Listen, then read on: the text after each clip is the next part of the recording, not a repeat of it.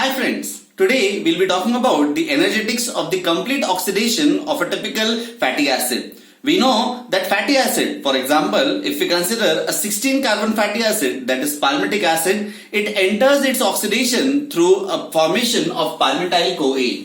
Palmityl CoA undergoes the first stage in its oxidation, which we have learned in our earlier videos, that is beta oxidation. One pass of palmityl CoA through beta oxidation, we had seen, undergoes two stages of oxidation where there is removal of 4 hydrogens, 2 pairs of electron and 4 H+.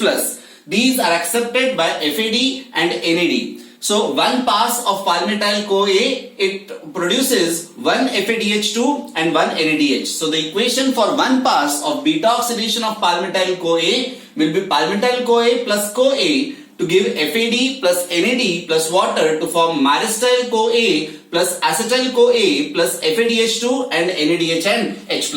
Now this particular palmityl CoA, after first pass, it produces one molecule of acetyl CoA and another molecule of 14 carbon myristyl CoA. So 16 carbon is reduced to 14 carbon and one molecule of acetyl CoA. Myristyl CoA will undergo one more pass through beta oxidation to produce 12 carbon lauryl CoA and one molecule of acetyl CoA. So in all, one molecule of palmityl CoA will undergo 7 passes of beta oxidation. So for 7 passes of beta oxidation for palmityl CoA, it will produce 8 molecules of acetyl CoA. So for 7 passes of beta oxidation, we can say the equation will be palmityl CoA plus 7 CoA plus 7 FAD, 7 NAD, 7 H2O to produce 8 molecules of acetyl CoA with 7 molecules of FADH2 and 7 molecules of NADH and 7 molecules of H+.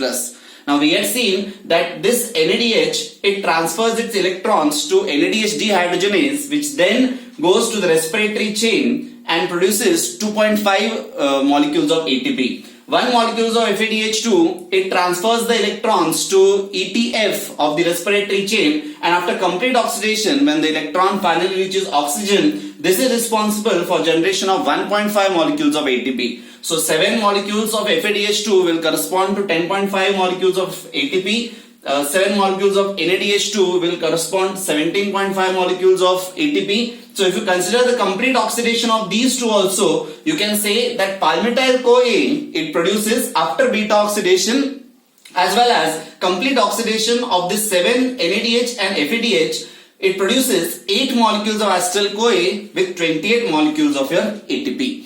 This acetyl CoA then enters citric acid cycle, the second stage of fatty acid oxidation.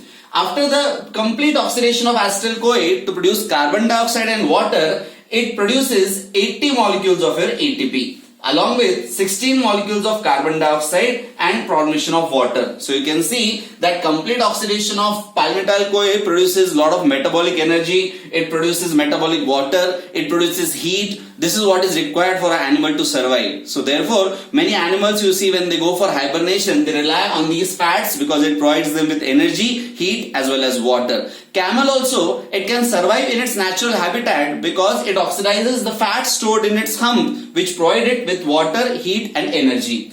So when we talk about the complete oxidation of palmityl CoA into CO2 and H2O, you combine these two equations, you get palmityl CoA with 23 molecules of O2 will give rise to CoA and 18 molecules, 108 molecules of ATP. So complete oxidation of palmityl CoA, it produces 108 molecules of ATP.